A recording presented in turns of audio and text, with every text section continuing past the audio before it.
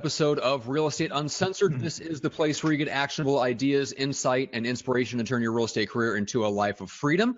We have a very special episode, a very significant episode, as I might say, Greg. This is the two-year anniversary, I should say, of the show. It has been 2 years since we held our first very, very poorly lit, poorly streamed live webinar that was called by something else. I don't think we really settled on Real Estate Uncensored until a few episodes in.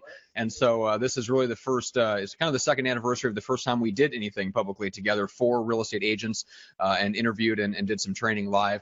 And that's what eventually became Real Estate Uncensored. So if you are watching us here on Facebook, make sure to comment and question and all that good stuff. I've got the Junior Grandmaster himself, as always, in the co-pilot seat, Greg McDaniel. Greg, what is up today? What is up, Matt? I cannot believe it has been 2 years that you and I climbed on the camera together, had no clue what we were going to get ourselves into. Shit, we even told each other, like, dude, I don't even think anybody's even going to watch. And we're like, we don't give a shit because we're just going to have fun talking. And we're going to talk anyways. Might as well try to bring value somewhere. So, we decided to bring back one of our all-time favorite guests, Bryan Casella. So we got a lot of stuff. We were doing some show prep behind the scenes, and I had a very unique experience over the weekend, which I'm going to share with everybody, and that was a challenge on a good day. But Bryan and I were laughing at, like, we're going to start talking about some doors and some stuff, and we're going to have some funny stories, and we're also going to have a great time hanging with you guys. So thanks for showing up. This is going to be awesome. That's right. So, well, let's bring him in. Bryan Casella, what is up, man? Hey, thanks for having me, guys. It's good to see you guys, and surprised I haven't gotten rid of you yet in 2 years. We're like a sticky booger. We're never going anywhere, man. We're going to hang around. Wow, that was a very, very visceral and disturbing analogy. All right, so Bryan, for those that don't know, your episode from last year on door knocking is the highest rated, most viewed episode of our podcast. And so for anybody that was living in a hole and did not watch that video or listen to the podcast episode on iTunes, kind of fill everybody in on where you're at and what you do. Really? Wow, I didn't know it was the most viewed. That's awesome. Bryan Casella, I am 30 years old. I'm in Southern California. When I got into the scene, I was known as the nitty-gritty old school guy that would door knock and cold call. I got known for door knocking, and my approach is slightly different, but I took that model and I had a lot of success with it. The only difference is, compared to some other people, I actually documented the journey on YouTube, Facebook, and my social media growth has really exploded. So I've kind of created a brand for myself as far as being the door knocker or guy who just gets out there, rolls his sleeves up, and gets to work. So if you haven't found me already, you can find me on YouTube. I think I'm close to 24,000 subscribers now, and it just keeps getting bigger and bigger and bigger. That's awesome, man. Absolutely awesome. I was checking out your YouTube actually the other day, and I want you to let me know the magical potion you put onto that one video that you got like 575,000 views on. I'm like, holy shit, man. What voodoo did you conjure up to make that happen? That's awesome. Well, that was actually, I believe, a car video. And what I did that really has expanded my brand, and everybody listening in has to really pay attention on, is I believe we're past the days of just being a realtor or online sales guy. People want to see your lifestyle, and they want to feel like you're a real person. And when I started shifting my YouTube from just, hey, this is a nitty-gritty mindset for real estate, and I started incorporating what I do on a daily basis, what my hobbies are, what I love to do outside of just the grind, that's really what started attracting people, because now you're using your career as kind of like a funnel to bring people in, and other people who share commonalities with you will not only follow you now, but also you may turn people from just a regular viewer into somebody who now might have an interest in real estate and get them in. And that's really how I've brought in my audience. Yeah, I was noticing that. I was watching the videos, and I'm like, what was the distinguishing difference between that and everything else that's going on? And I'm like, it's the cars, the emotional attachment, because almost every guy out there has, some sort of an affection for vehicles, especially fast, flashy ones. And that car does not suck, by the way. That thing is freaking ridiculous. I'm like, it's the sexiness of the vehicle. So I started thinking, like, what could be the sexy attraction, behind the scenes? And so I started doing some role playing in my head to figure out what I could come up with. And I was telling this to Matt, and so you guys out there, find out what's that thing that you have an attraction for and an affinity for, and something that you want to do and like to do, and go share it with people. Like Bryan was saying, pull back the kimono and let everyone see, who you are and behind the scenes. Matt, you give me that weird smug look, like you're like. Depends on if it's a literal or a figurative kimono, but yes, I know what you mean, Greg. You realize what this means though for you is that you might actually have to invent a hobby, because your hobby is this, like your career, you're not just your career, but your profession and what you do in your professional life is real estate, and what you do for fun is talk about your profession. Yeah, this is literally your hobby. I got to become more cool. Bryan, please coach me. I need your help. Obi-Wan Kenobi. Come hang out with me, man. We got to come hang out. All right. Well, let's. There's a question that caught my eye. Let's take that real quick, and we'll dive into some value here. So Joshua Tony from the Lead Gen Description Objections posted this yesterday. Has anybody ever been told that the police were called on them while door knocking? Has anyone ever been told that the police were called on them 4 times while door knocking? So, Bryan, let's start with you. What's your experience been with the Popo? Okay. I've had positive and negative experiences with the police. For everybody watching, you have to understand, and this is the way I saw it. If you're door knocking in a neighborhood and the police get called on you, I'll start with this. To me, that's an indicator that neighborhood is not getting door knocked, because people aren't on the streets. So when that happened, it happened to me the first time. It's happened to me, I would say, at least a dozen times. Either I was told directly, or by the police showing up. I know somebody called the police, obviously. And for everybody watching, or even the gentleman who asked the question, I wouldn't worry about it. You're over there giving value. It's just people, for whatever reason, we've been conditioned to be afraid. You watch the news, you listen to the radio, everything is negative. Everything is telling you to be on edge. Watch out, the next terrorist attack is coming. People are like constantly walking on eggshells, and they're afraid that, oh my God, someone's going to jump in through the window and Ninja's going to throw a ninja star at me and I'm going to die. So as ridiculous as that sounds, if they put that on the news. There's a lot of ninjas walking around with gold blazers on too. You got to watch out for those guys. Oh, shut up. Right. So I would say, just for your own sake, because I've had so many experiences, just, at least have a business card on you or something to identify who you are, have your ID, because if the police stop you, and I've gotten stopped, I'm like, look, I'm just a realtor. I'm doing my job. And it's funny because some police won't believe me. I'm like, dude, are real estate agents labeled that lazy that if I say I'm a realtor that's going door to door, you don't believe me? Like, what's going on here? Like, what universe am I in? That's a pretty good response. Yeah. All right, Greg, what say you on the topic? All right. Yes, I have been called. The police have been called on me door knocking while I was wearing a white shirt with a tie and slacks. And I believe Matt and I had come to the conclusion, along with Bryan, that I do believe that they mistook me as a Jehovah's Witness, and they probably thought I killed my partner, because there's only one of me walking the streets, and that's where there's been a murder committed. There's only one Jehovah's Witness walking. But I carry my wallet, and I have my driver's license on one side, and then on the other side I have my California state ID for real estate, my license for real estate. So I carry that with me, and if they have a question, I'm like, here are both my licenses. Knock your socks off, killers. Go for it. Run my plates for my car. Run my license and see what happens. But on Saturday, I was doing some very friendly outbound calling into an area, and I learned that doing calls in California needs a double consent. And I had a gentleman who is a dickhead cockbreath, who decided to not only watch the show, likes the show, then they reported me to my manager, and he reported me to the police department, where Officer Willis gave me a call and had a conversation with me. He was cool, and we got this squared away. And so just for anyone in California that watch the show, and you guys do cold calls and everything else, if you decide to record them in any way, shape, or form, it has to be double consent. Now, here's how you work around it. You will say, hi, my name, it's so laborious, but whatever. Hi, my name is Greg McDaniel. I'm with the McDaniel Callahan real estate team. This call can be recorded for training purposes. I just want to let you know that a home around the corner just sold. Now, if they stay on, that's consent for the recording of the call. If they hang up, then obviously they didn't want to be recorded. But I'm wondering, am I going to get more rude people and hang-ups, or am I going to get nicer people because they know they're being recorded? Mysteries afoot. I really cannot wait to try this out. I'm going to try it out a little bit later today.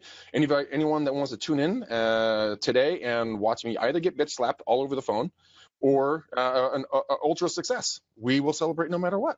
At least I will. I'm watching for sure. He's just sitting back. Ooh. Ooh, that was amazing. How can I get one of those phone numbers routed to my cell phone? All right. So there it is. There's the ugliness of it there. So I learned my lesson. I'm a reformed cold caller. I do believe the correctional system was kind to me, and I shall be back on the calls again. All right. Well, let's tackle a couple of small questions about door knocking. We did an entire episode with Bryan the last time he was here on that subject. So these are just follow-up questions that have popped up in the group since then. So for the first one is Nakia Warner says, what should I wear when I'm door knocking? So Bryan, again, let's start with you. So what's your outfit of choice? Cool. That's a really good question. And I'm going to piggyback off what Greg said. He said he had a white shirt and a tie-on and slacks. That I knew from the beginning would be labeled as Jehovah's Witness or religious person. You do not want to fall into that category when you door knock. See, when people get door knocked, they get door knocked by religious people or people who normally wear polos or have very neutral colors like white, gray, and black on their suits, and they automatically are put on guard by that. That's why for the product that I made, I did a whole section on the product that I made about what to wear. And what you want to do is you want to avoid those things. You want to wear typically brighter colors or something to stand out. Because my objective when I knock on a door and somebody sees me is to spark curiosity and intrigue. By that, if I can get them to at least open the door, then the game begins. Mm-hmm. But if you're already judged a certain way before they open the door, you might not have that shot. And that person might want to buy or sell or know somebody that does, but because they think you're a religious person because you put a white shirt on and a tie, they won't give you the opportunity. So what I want to do is put all the pieces in place, control what I can control to further increase or put the outcome to my benefit versus against me. Yeah, I actually, when I was in Florida years and years ago, I was teaching a Century 21 brokerage how to door knock, and get as hot as balls in Florida. It is a horrible decision to wear long anything in that state ever. So I went door knocking. I mean, you do want the armor from the snakes, but yeah, I mean, it's a balance. It's a balance of trying to figure out, do I wear long sleeve? Do I wear pants or shorts? I mean, do I risk being bitten by something poisonous? I mean, it's a Sophie's choice. Well, everything in Florida tries to kill you, so it's a 6 one or half a dozen the other. Really doesn't really matter. But I went out door knocking, and the agents that I was with, they're like, "Are you gonna wear that?" And I'm like, yeah. I learned very quickly not to do that because, to Bryan's point, first door I went to, they're like, "So we thought you were like those religious people." I'm like, "Oh crap." Horrible decision. And like Bryan said, when we talk about going door knocking, I talk about walking up to the front door and trying to find something that you like, that you can be interesting and talk to them about. Maybe you could wear something that they could talk to you about. Hey, it's a great shirt. Where'd you get the shirt, by the way? My husband. Or I want to buy one of those for myself or something like that. I've seen Bryan does definitely wear some seriously bright stuff, and he's not going to be confused as a Mormon ever. But it's a talking point, which is, I think, just another way that you can have more ground to stand when you're at a front door. So, Bryan, what's another tip that you would give people for standing out when they go door knocking?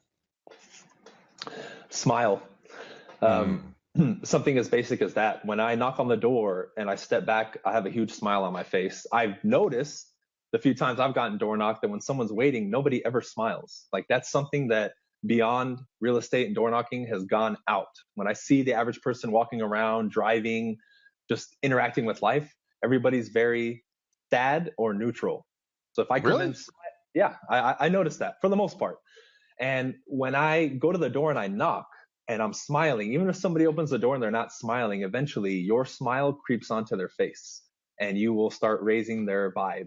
Because we all know we live in a universe of energy. I don't want to get too esoteric with what I talk about, but the person with the better vibe normally will raise the other one. So I've had people where I door knock and they seem kind of sad for whatever reason. I don't know what's going on in their life.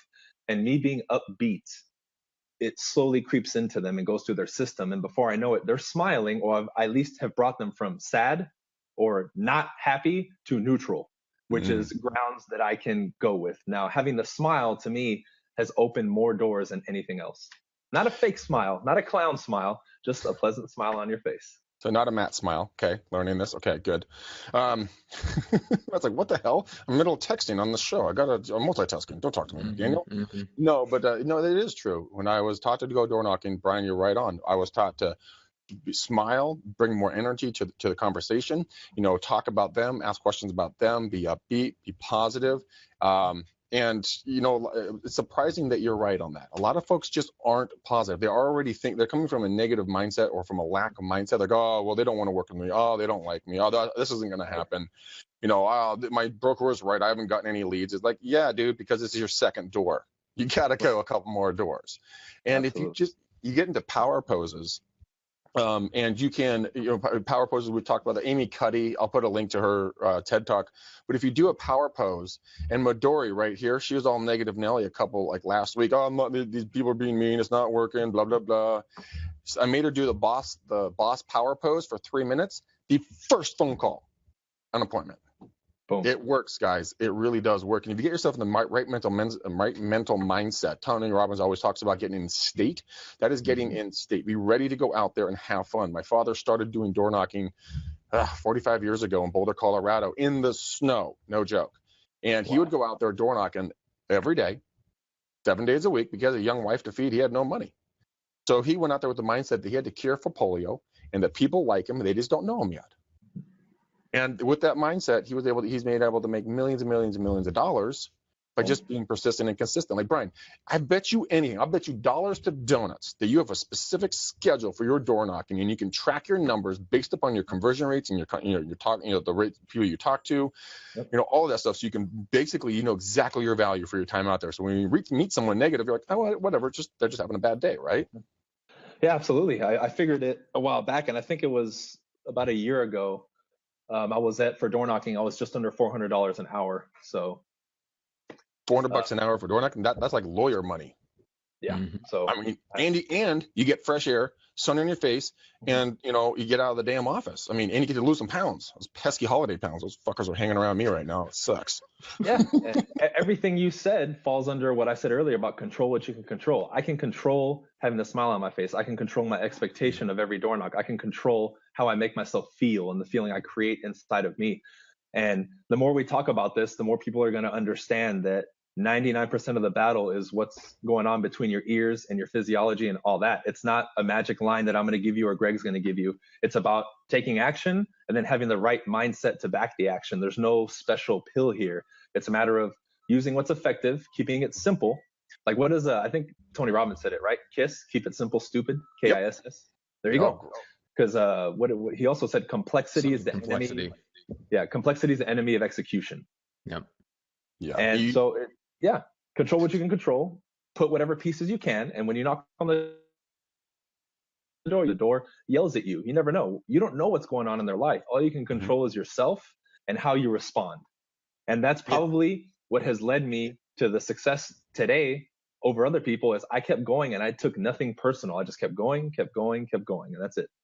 You know what? The pendulum of success swings equally in the direction of success and failure. So if you want to be told no, F off, go blank yourself as much as you can take, well, it's going to swing equally in the reverse side to your success. Darren Hardy, the ex editor in chief of Success Magazine, he got into real estate. He went to a conference and he asked the conference leader to lunch, and he said, how can I succeed as fast as I can? He says, go fail as big and as often as you humanly can.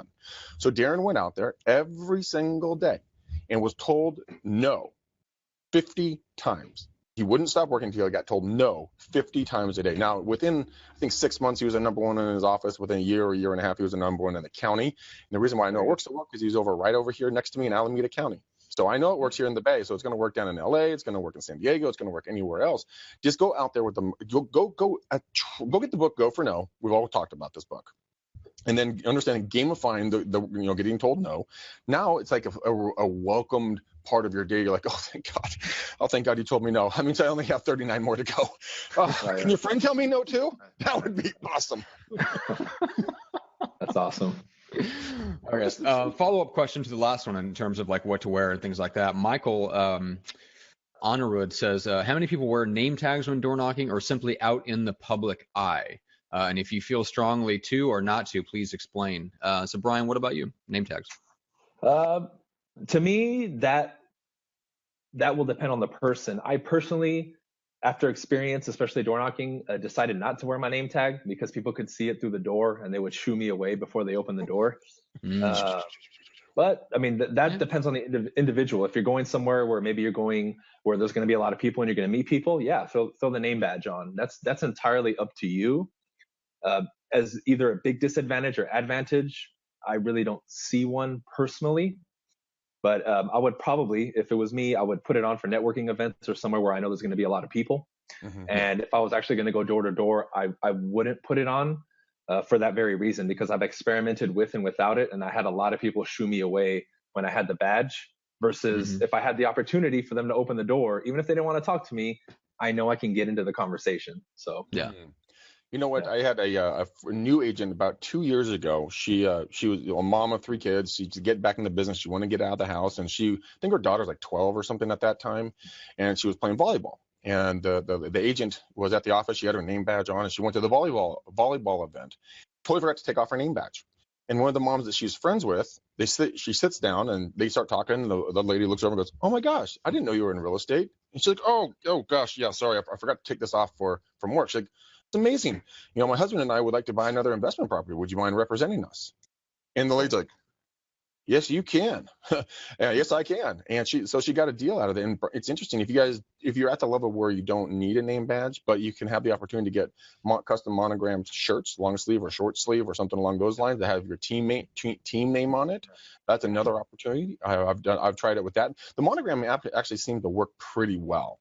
I got to tell you the truth. It didn't really scare anybody off, but as long as you're not a secret agent, that's the most important thing. You got to be willing to go out there. And if you want the secret button to real estate, here it is. Bryan, you tell me if this is easy or hard. Give out 25 business cards every single day. You will have one business coming out of your nose in 60 days. If you do that for 30 days, I bet you the next 30 days are going to be epically awesome for you. But people are afraid of hearing that word no, aren't they? That's why they don't door knock. That's why they don't cold call. That's why they don't talk to the person, right around the corner. I experienced that today. I talked to a Merrill Lynch advisor who has a whole team under him last year, and he was on my follow-up today to do a call to him. I got nervous. I was sitting there like, I don't want to call this guy. I mean, it's a huge opportunity. So I'm like, dude, you got to grow a pair of balls, man. So I, picked up the skirt, grabbed my balls, and I made the call. And the guy's like, "Oh, dude, what's up, buddy? Hey, dude, life is super crazy. Call me April 1st, and I'd love to sit down with you and talk to you how we can integrate you in with my team of advisors." I'm like, that wasn't that hard. It wasn't that hard at all. But I mean, that's as hard as it is, guys. You guys just got to make the action. Monday, walk out the door, turn left. Tuesday, walk out the door, turn right, and just don't stop hustling. Bryan, what was the biggest hindrance? What was that thing that stopped you in the beginning that you might be relevant to other agents? What you just said. I changed my mindset. It was an easy shift on what we see as call reluctance or fear or hesitation. And when I used to look at it and kind of be a little paralyzed by it, I figured out very quickly that whenever you're hesitant to do something, whether it's calling, door knocking, or whatever it is, because it stretches you and makes you go outside of your comfort zone, I switched it from, oh my gosh, to, okay, this means green light, go.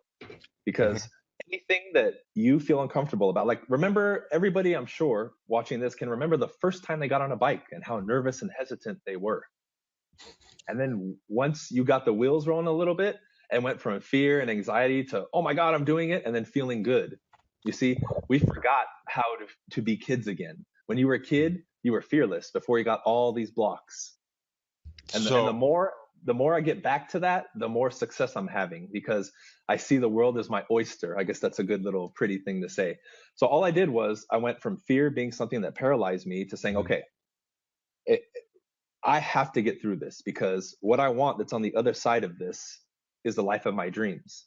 So this means this is a necessary step, because everybody, myself, Greg, Matt, and everybody that you've been talking to and studying on YouTube and in books are telling you, this is it. This is it. That's an indicator that, okay, feeling fear is part of the process. And I can raise my hand and say, I remember the first time I door knocked, I was scared out of my pants. I was gonna cuss, Matt, but I don't know about your show, so I held back. Oh, okay? You can cuss. Cool. But I can tell you the moments that I can think back in my life when I had that fear and I confronted it and I pushed through it are some of the best moments of my life and one of the biggest breakthroughs in my life. And I can tell you that from my personal experience. So if you're watching, it comes down to you or the fear. Either you're going to succeed by conquering the fear, or you're not going to have the life of your dreams because you let fear get in the way. So when you start thinking of it that way, it makes fear and hesitation so much more insignificant than your goal, that it's very easy to step over it versus looking at like a wall and you're like, oh my God, gotta get over this thing. When in actuality, all you need to do is look at your goal ahead, and the obstacle or this fear is just like a little rock in the road. You just step over it. Yeah, it's a speed bump. You slow down, but you're still going to run the damn thing over. I was wasn't talking. I was listening to a Success Mag interview, which, by the way, guys, they have the podcast now called Success Talks. It's all digitized. You can go listen to all the interviews that they've done. And Alicia Finerman talking about how to choose and set your goals. And there's three different pods that people live in, and it's going to be your comfort zone, your stretch zone, or your stress zone. Now, comfort zone, you're not going to get anything more out of life if you live in your comfort zone. If you sit on your chair and you never do anything different, you sit to the exact same routine you always do, that is exactly what you're always going to get. Now, if you push it way too much and go to your stress zone and you go into places of too much anxiety, like you bit off way too much instead of baby stepping it, then you're ultimately going to fail because it's going to become too hard. You go revert back to your comfort zone where you want to live and where you get the most growth is in your stretch zone. What she was talking about was she went into doing like trading bonds or trading. She was on the trading floor doing something, and she said when she first got into it, and the traders and the pricing guys were yelling back and forth with each other. She was freaked out. She was in her stress zone, but because she put herself so far out there and she didn't give up, she ultimately within a month she landed in her stretch zone where she was able to grow as a human and as a professional. So what does that stretch zone look like for you? Where does that go? Because like Bryan said earlier, and one of my favorite quotes is, everything you want is on the other side of fear. So, and fear stands for false evidence appearing real.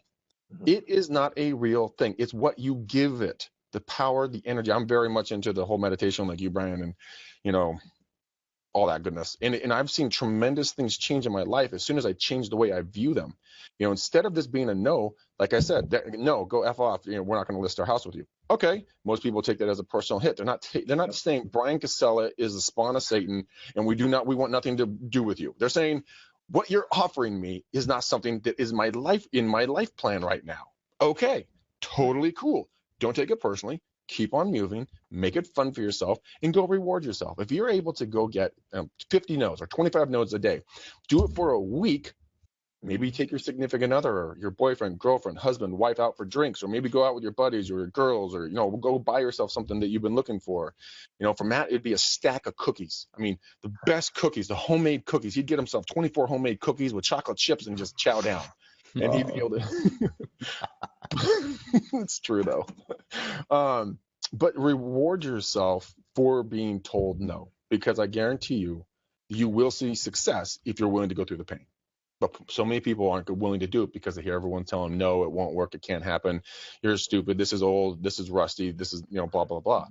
Dude, they're full of shit. Bryan, you're worth $400 an hour door knocking. That doesn't suck. You guys can be worth $400 if you just go out there and make it happen. If you guys don't know what to say, go buy Bryan's product and quit being a bitch. Mm-hmm. Which I was going to prompt you to let people know, like, where do they go? My website. I mean, I've created so many more products now. You just go to bryancasella.com and it's grown. I made the product originally saying, okay, I didn't realize it was going to sell like it sold. I think after I launched the product that first month, I must have sold 35, 40 copies. I was selling 1 or 2 a day. And I'm still now selling things like crazy. And I made it, when I made the products, it was really what I'm hitting people with in a lot of my products is stuff that you're not going to find. Everyone's going to give you a script. Everyone's going to give you the basic stuff. A lot of the stuff that I go over is kind of like what we talk about on the podcast. It's the inner work.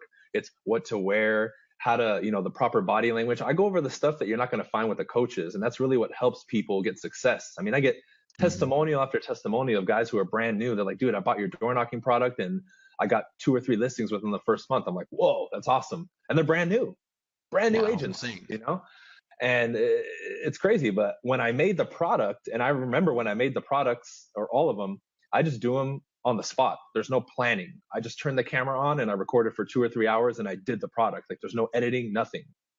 And that's why I believe they're so powerful, because they're coming straight from the heart. And all the stuff I've learned from being in the field for, I want to say hundreds and thousands of hours.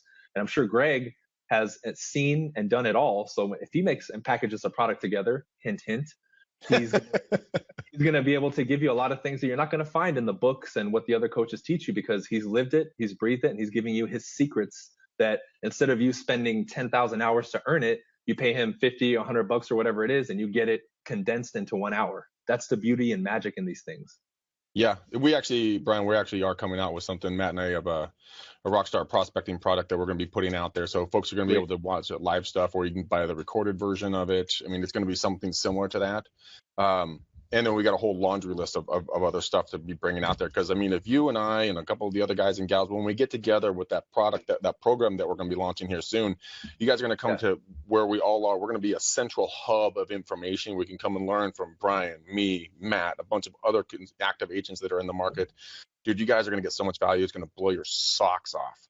And you're going to be able to interact with me, interact with Matt, interact with Brian, and the rest of the guys and gals. So that's the cool part about it, is we're going to be able to make it happen for everybody. Yes, exactly. So important, man. So important, because for everybody watching, that is what separates the best from the average. When I started in real estate, I invested in coaching before I even made a cent, because I knew how important it was. So whether you get something from me, Greg, Matt, or anybody else, that is what's going to separate you from everybody else. Is that step of investing. You're not spending on these guys and everybody else. You're investing, because you're getting condensed knowledge.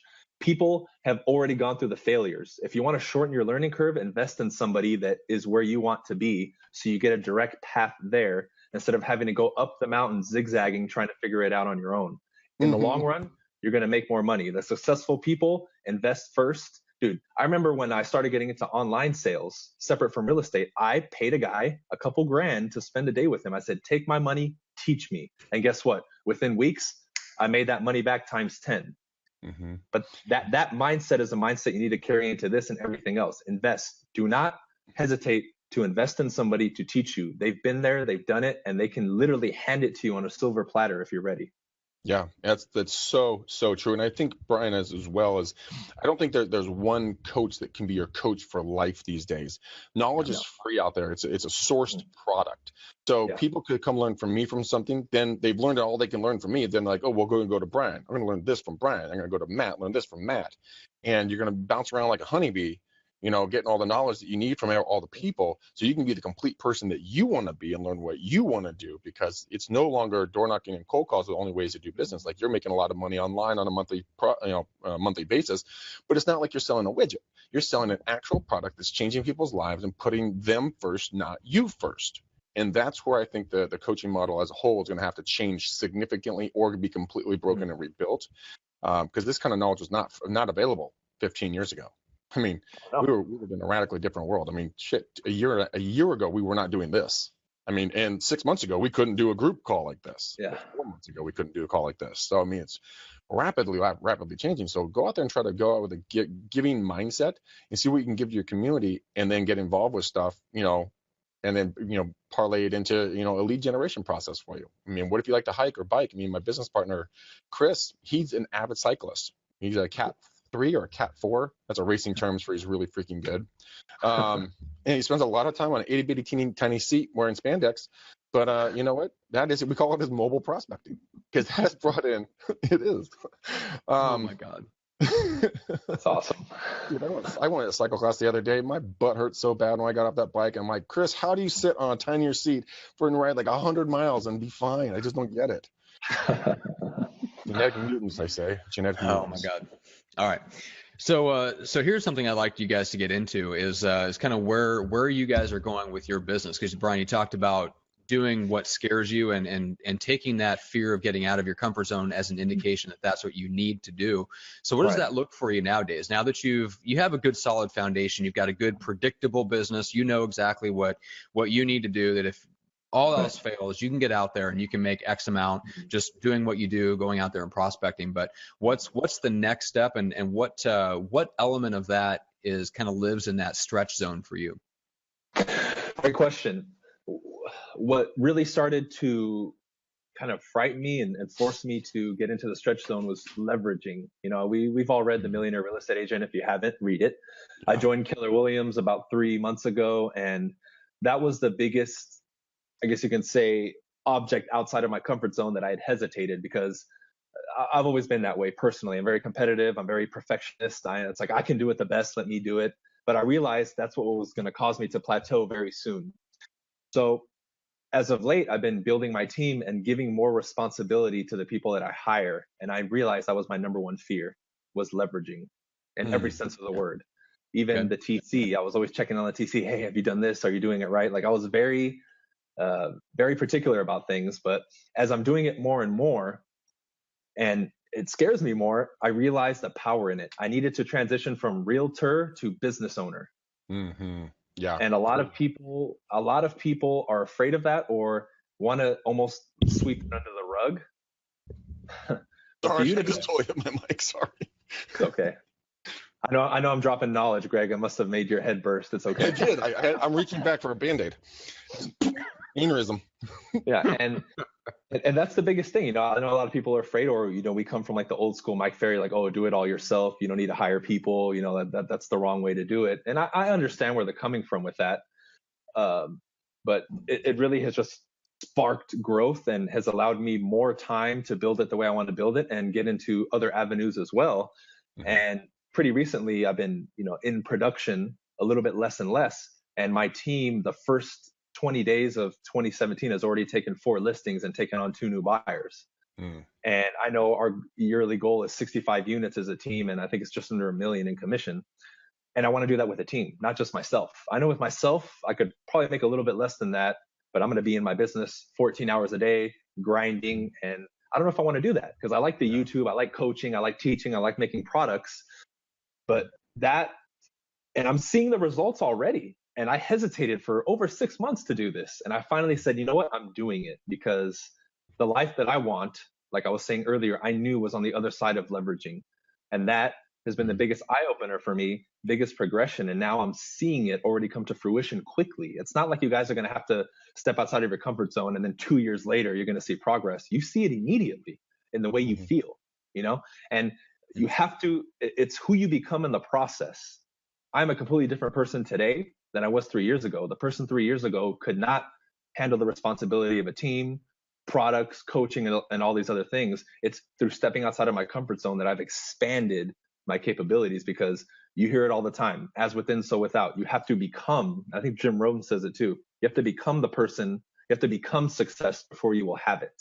It has to be done. The internal work has to be done for you to manifest it. So I'm not going to have a thriving team unless my mindset reflects that, and I've become the person who can handle it.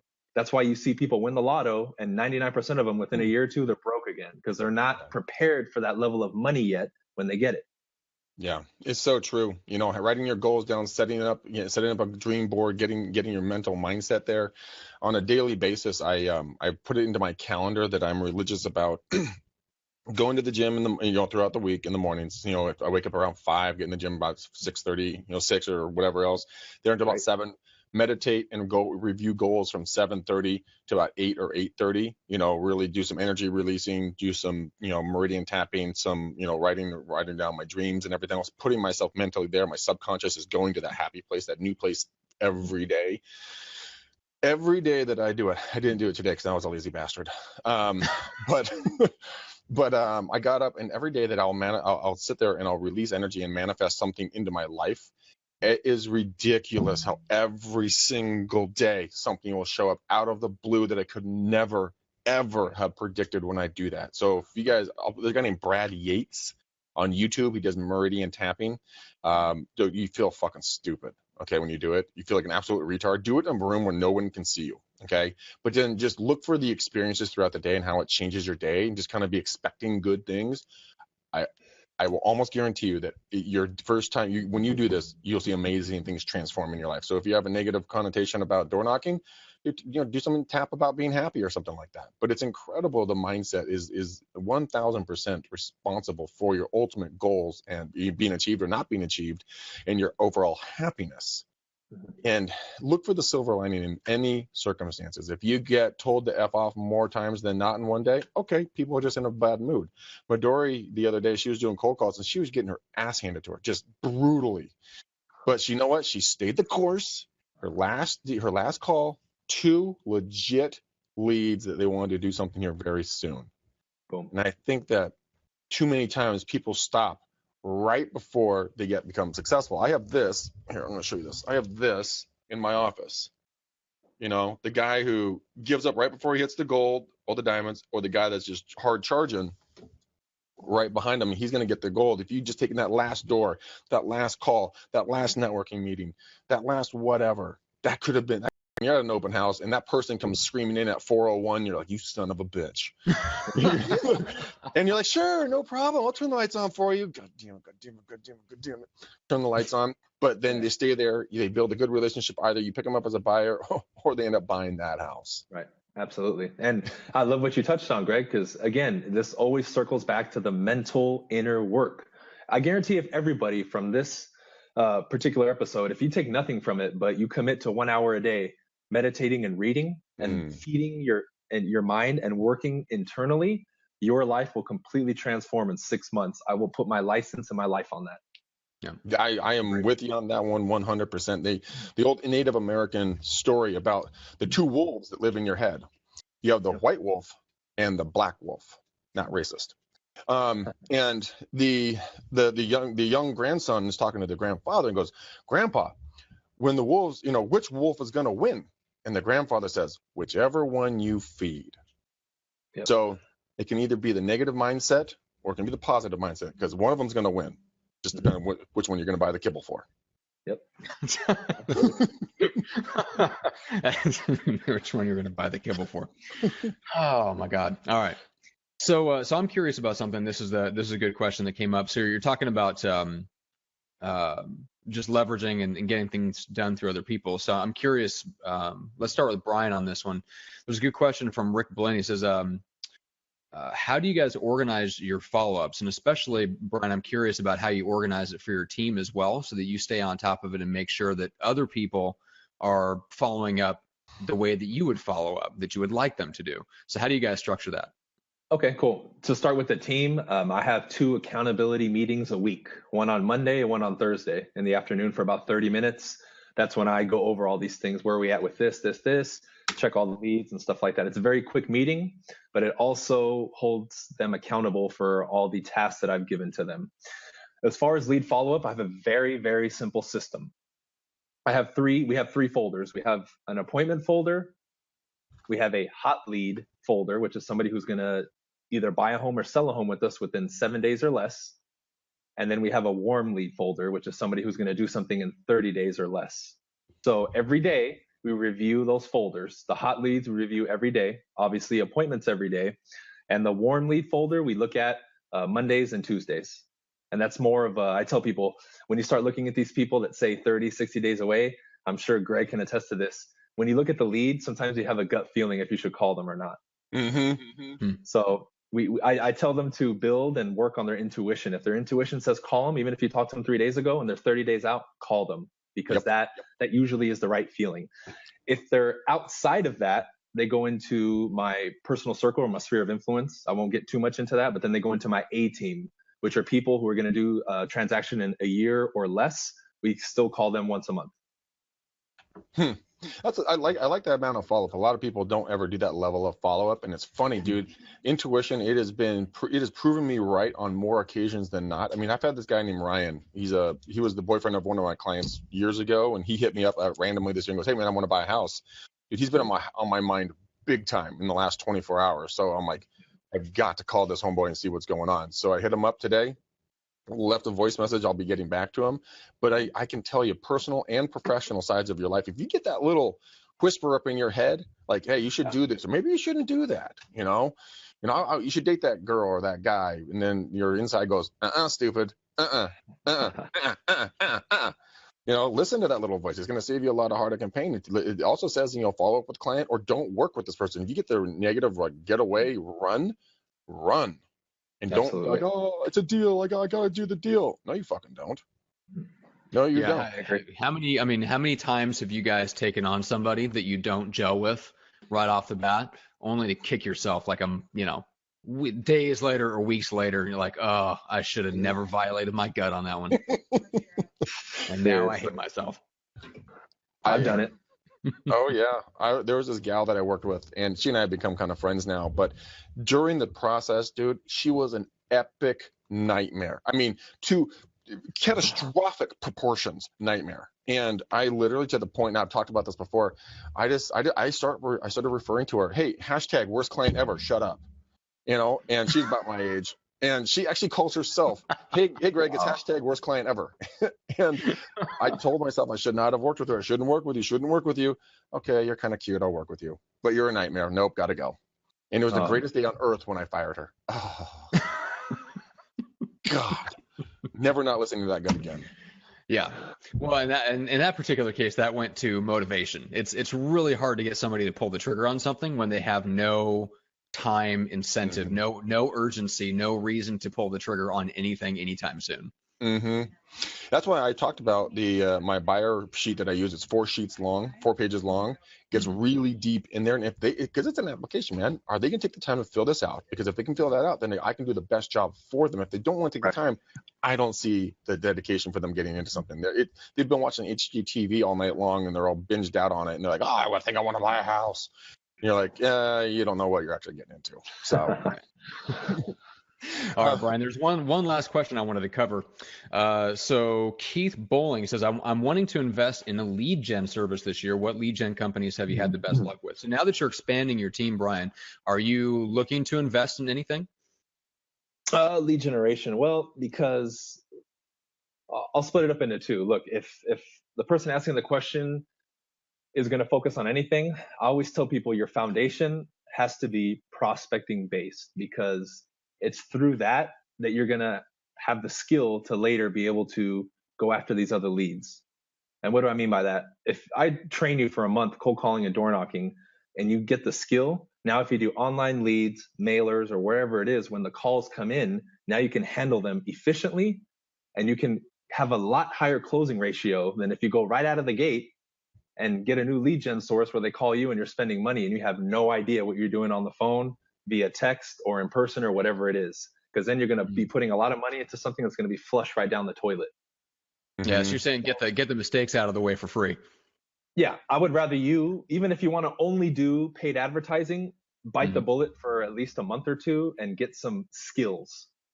Work on your communication skills. That's how my team has gotten 4 listings the first 20 days. That was all either door knocking or cold calling. There was no money invested in that besides the Mojo dialer. And I also use Vulcan 7 for the high accuracy for the expireds. Vulcan 7, and then the Mojo's the auto dialer. Another option is the Red X, if you want to do that.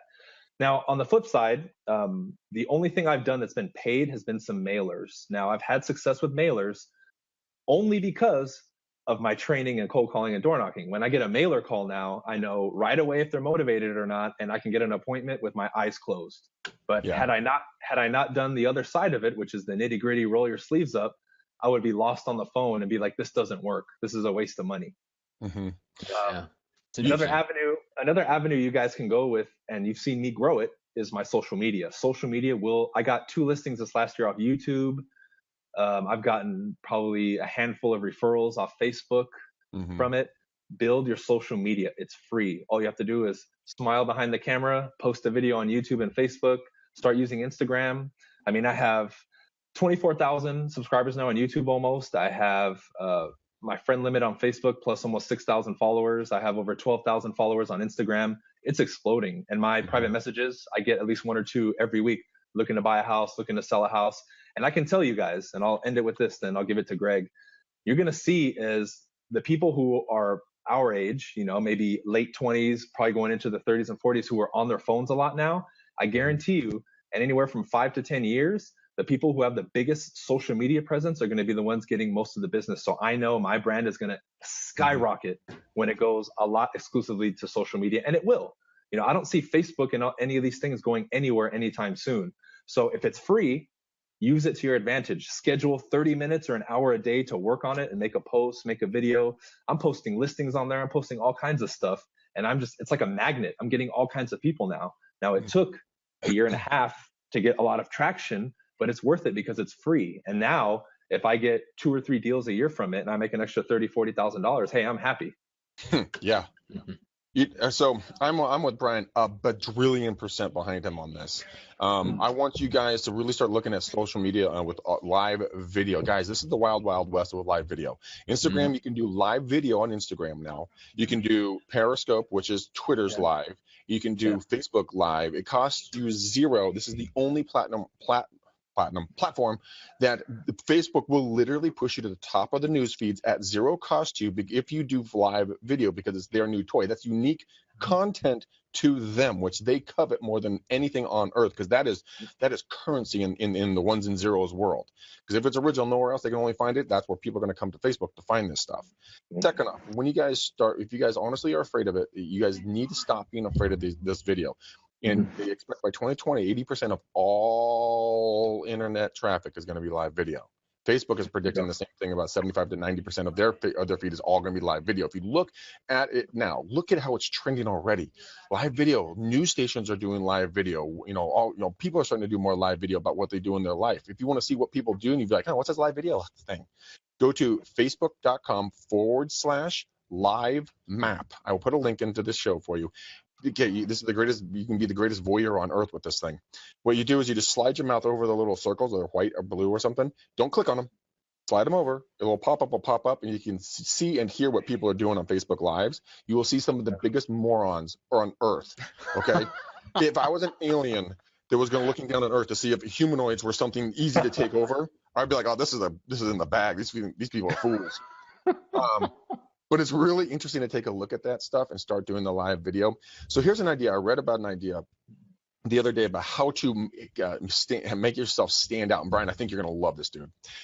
Next time you guys go do a video about a property you're bringing on the market, go to neighborhoodscout.com, type in the address of the property, and then read up about the property, the area statistics, what's going on with the market around it, but fun, like big stats stuff.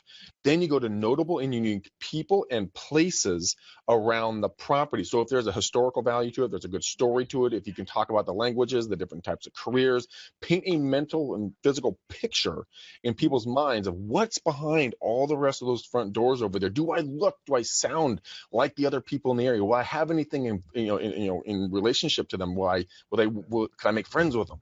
Do I even want to buy I like the house, but the people suck, or the people suck and the house is great. Whatever it is, it's something that people aren't doing. They're not telling a story about the house. They're usually telling a story about themselves. That's egotistical, that's self-righteous and driven just for your goals. But what you're really trying to do is sell the home in the shortest amount of time. Because if I could tell Matt and Julie and his 3 obese little babies that there was a medical clinic right nearby that specializes in diabetes, so his little babies can be rushed in case there is a massive loss of insulin, then that would be something that would be worthwhile for Matt. And no, Matt's not married. He has no fat kids. But I mean, that's what I'm going to start doing. So guys, follow me on Facebook. Don't friend me. Bryan and I are both at 5,000 friends. Please follow us, both of us, and you can see what I'm going to be doing. You can see what Bryan's going to be doing. You see a lot of his videos that he does. Excellent work, by the way, BC. I love the videos. They're good shit. Thank you, man. And go ahead. Okay. But that's what I would say, guys. Social media isn't going anywhere. It is just climbing. I mean, there are ways that you can record. Now you can do Instagram story, or you can do Facebook Messenger stories, just like Instagram stories. Then you can upload it and do them as like movie, like little clips on your timeline if you want to do it. I don't get it either, but you can do it. I'm just trying to piece together those dots. Anyway, well, we'll do some research outside the But I mean, there's another thing you can do. Everyone's like, well, I don't want to do Snapchat. It's a waste of time. But you can do Snapchat, put it into your story, save it onto your phone, upload that to Instagram, then take the Instagram and post it onto the Facebook. 3 platforms, 1 source, boom, done. I mean, there's 1,000 different ways you can play with this thing and have fun with it. There's a really interesting video. If anybody knows who L2 Incorporated is, they're a global analytics company for they track about 11 different sectors. But anyway, they've got the CEO and the founder is I think he's a professor in New York City on like global social media and branding and marketing. He's an awesome guy, Scott Galloway. He did a talk the other day that was put up on YouTube in which he predicted that Facebook will come out with a product that's just called Snapchat. It's like Facebook is going to they're going to take over everything. They're becoming everything, and any new tool that springs up, they just essentially copy the capability and fold it right into Facebook. That's funny. Yeah. So that was hilarious.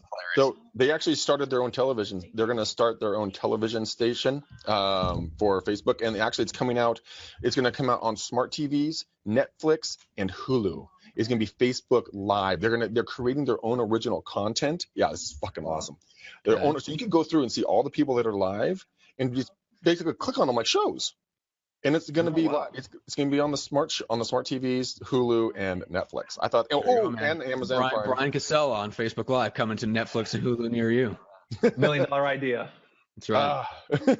But that's something I thought would be, that I think is really cool. And I'm not even done with all the stuff that they're doing. It is. I mean, I sat here and just dorked out today. I mean, that we all believe. All right. So in the last few minutes that we have left, Bryan, you want to remind people of where they can go to connect with you on all of your platforms? Sure. Yeah. Bryan Casella, all one word, for Twitter and Instagram. That's my name on Facebook, YouTube. Put in Bryan Casella. You'll find me. I'm very readily available on all platforms. Please follow me. I have a lot of good content. Mm-hmm. If you have any questions to me regarding coaching, products, or anything else, just message me directly and I'll get to you. Cool. That's awesome. And then BryanCasella.com for all the products that you mentioned, the door knocking and all that good stuff. Yeah, everything's there. And if I could touch one more thing about what Greg said about video, if you guys want a dummies guide on how to get better at communicating and being with clients, whether it's buyers or sellers, start doing video. When you get polished behind the camera, that progress is going to translate to being in front of people, because the same fear people have of communicating with another human being, as soon as you turn that camera on, that same insecurity pops up.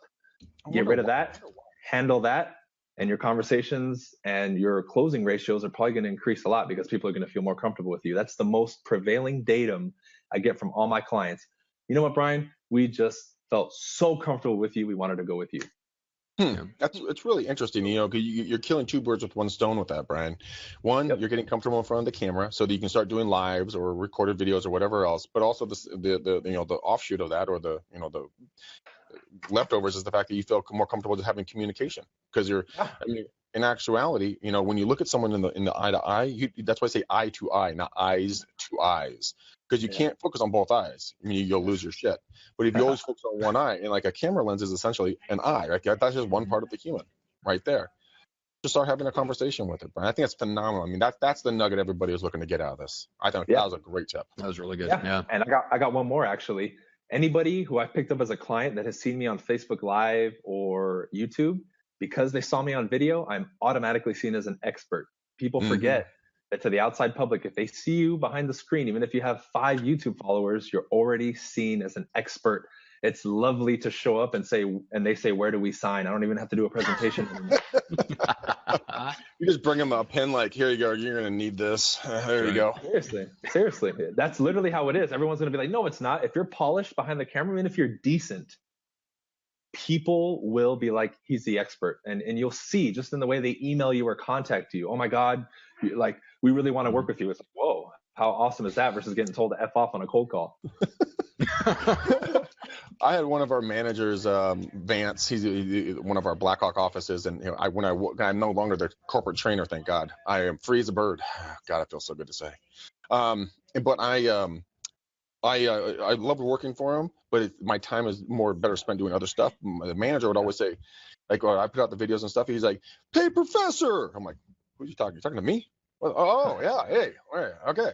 But people will watch you that you'll never even know, and they'll kind of sit there and watch in the dark, waiting for the right time. My sister's husband's brother's wife followed that one a couple of times. Matt's like, she hit me up at a family event the other day. Well, I think it was it was over the summer now. It was a birthday, and she's like, "Oh my God, Greg, I love watching your videos." I'm like, "How do you have my videos? What is going on?" She's like, "Oh yeah, if I see a video come through and I just need a break from grading papers," she's a professor, "I'll just flip on your video and watch it and get a kick out of it, and then go back to doing scheduling stuff." I'm like, I didn't even know I had your email. Awesome. That's awesome. Yeah, your reach is far and it is long, guys. So Matt, take this bad boy home. We are at bingo.